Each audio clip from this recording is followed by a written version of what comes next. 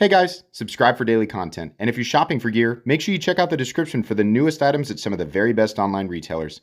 There's also links for some of the items that I personally recommend. Thanks! What's going on, YouTube? Metal Complex. That made a really weak sound. There we go. That was way better. I'm sorry, that just wasn't satisfying. What's going on, YouTube? Metal Complex here, and today I've got another short little unboxing video to share with you guys. This time, a knife from Mcnees. I was actually expecting a different knife from eKnives, and this one arrived, which is great. It has been actually a really long time since I've looked at anything from Mcnees, and these are presumably still made in the United States, so it's always cool.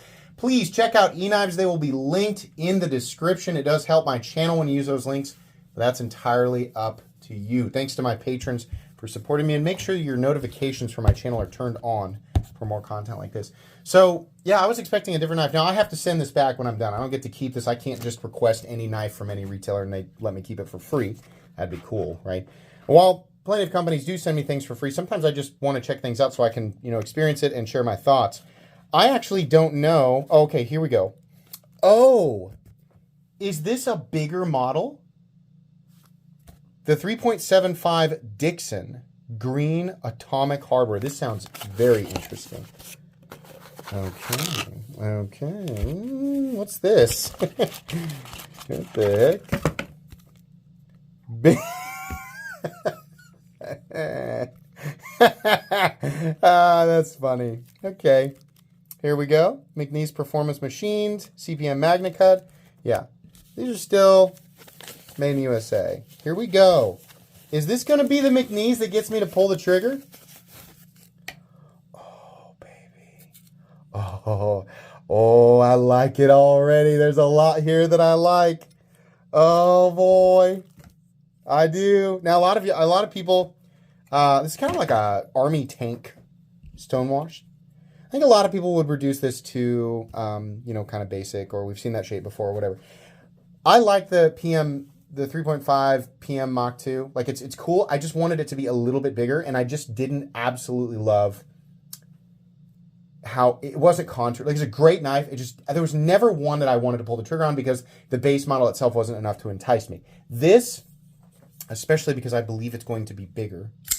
Oh, that felt exactly the way that I wanted it to feel. So there's a few different things going on here that I very much like.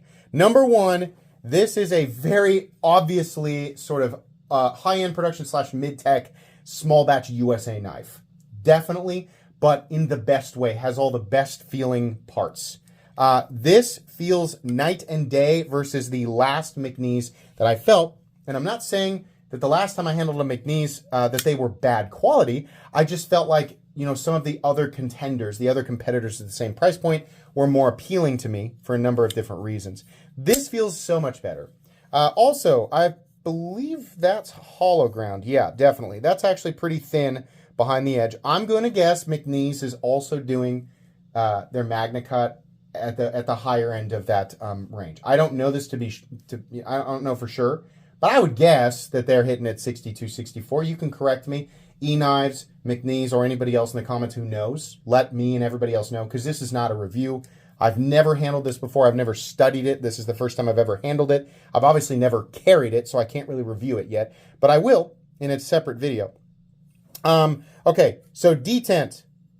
Not a super audible detent, but definitely a positive click and a definitive click into the closed position with no detent lash. That's what we like to see. Are we centered? Yes, we are. Are we slightly off? No, it's my imagination. That is dead center on the standoff. Little barrel spacers, okay? We have, and this is actually a milled clip. It looks stamped. It is not. It's a milled clip, so that's nice. Go quick in and out of the pocket here. Yeah, that's real nice, real easy. So, little bit of, people are going to see a lot of different things in this knife, and it's not because it's copying anybody, it's because it's using a lot of lines that we've seen on knives from the past. Some people are going to see Spyderco, some people are going to see Koenig, but it is still dramatically different than either. What I like about this knife is, number one, there's a hole, and number two, it's bigger. The ergonomic lines here are very, very good.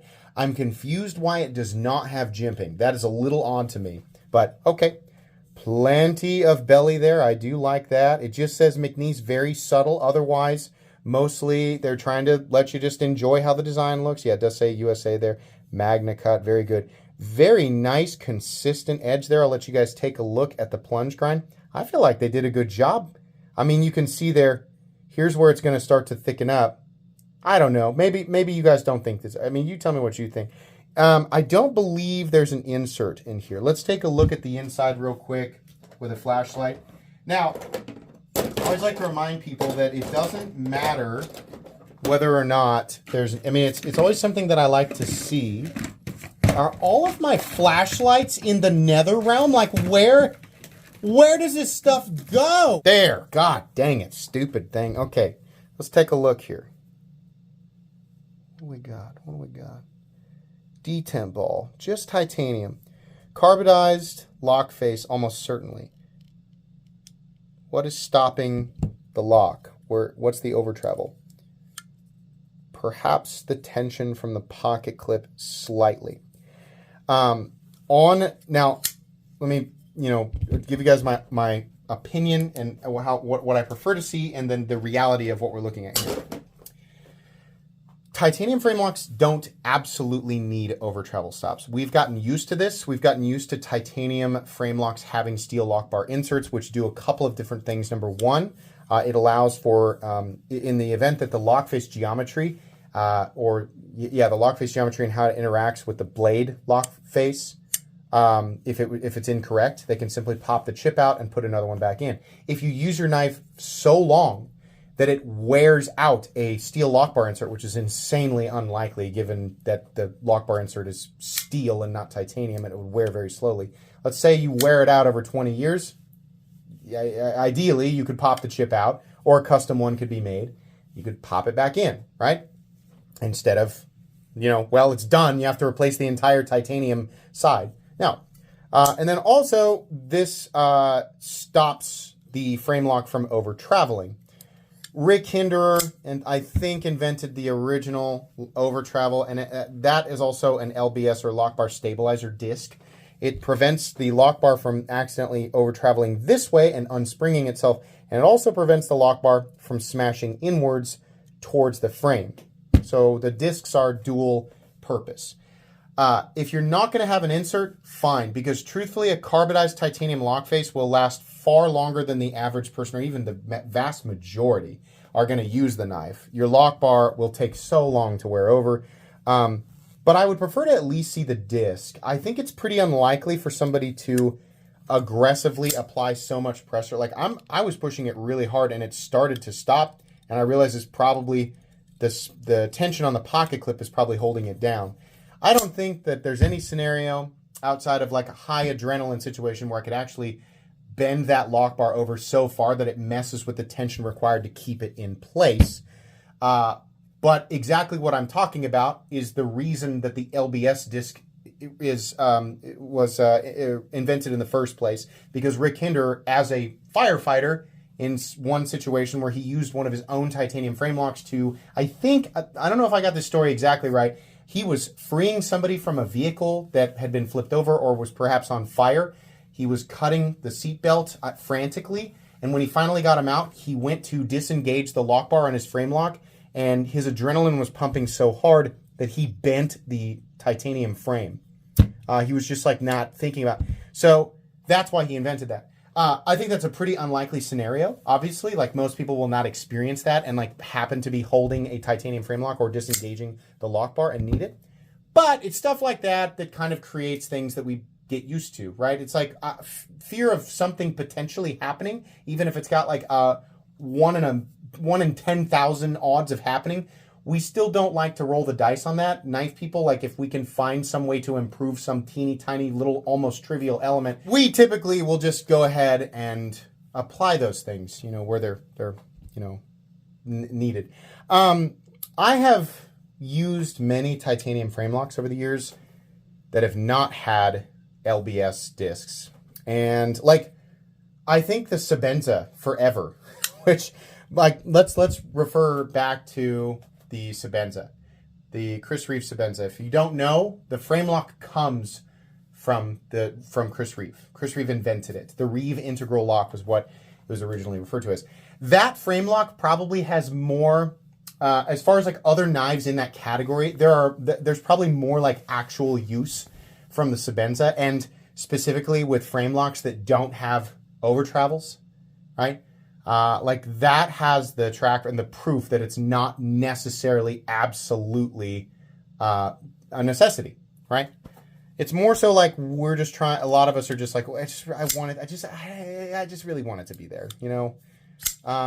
So yeah, I think because I don't see anything that could be acting as an over travel. It doesn't look like that it's going to have it, and I think that the tension in the lock bar is enough, combined with it looks like running into that pocket clip just slightly. I don't think that it's going to be an issue. Overall, I really like this. I'm actually less concerned about that and more like I really want jimping up here, you know? But everything else, like, man, that edge gets thin. Hold on. Cutting paper's not really proving anything. I just want to feel how slicey that... Yeah! Oh, man, that is nice! Wow, great factory edge, great geometry there. That's awesome. This is absolutely my favorite model that has come from Mcnees so far. Just first impressions. I'm going to carry this one, assuming, you know, eKnives is okay with that. I'm going to carry this and give you guys my final thoughts after I've done that. But this is pretty cool. Don't expect it to be cheap. This is in-house U.S. manufacturing. I'm not talking about Kershaw USA, right? Great knives from Kershaw. I'm talking about small batch, titanium, right? Not outsourcing probably anything. Maybe the bearings or whatever. Does it run on bearings? Let's look here. Yeah, it's on bearings. A lot of times, like Hinder will outsource the bearings, but everything else in-house USA, right? Small batch. That's expensive. It doesn't matter who you are, right? It's not like, oh, it's just greedy people versus non-greedy. No, it doesn't matter who you are. This is the type of stuff that costs an enormous amount of money to create, and in order to continuously run a business and pay for everything that's associated with that business, ultimately required to kick those products out to the people who want them, it's going to be extremely expensive. So the final price tag is going to be high as well, right? So yeah, that's what you're looking at there.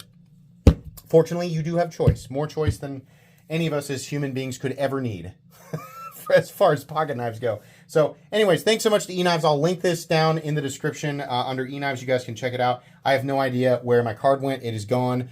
Please make sure to follow me on Instagram at metal_complex. If you enjoyed this video, there it is. Leave a like. If you'd like to check out my other content, I do, of course, have lots of videos of knives that are either expensive or inexpensive that I do or don't like, so check those out. And if you enjoy all my content, go ahead and click on that Metal Complex logo right there and subscribe because there's definitely more coming. Thanks again for watching, everybody, and have a great day.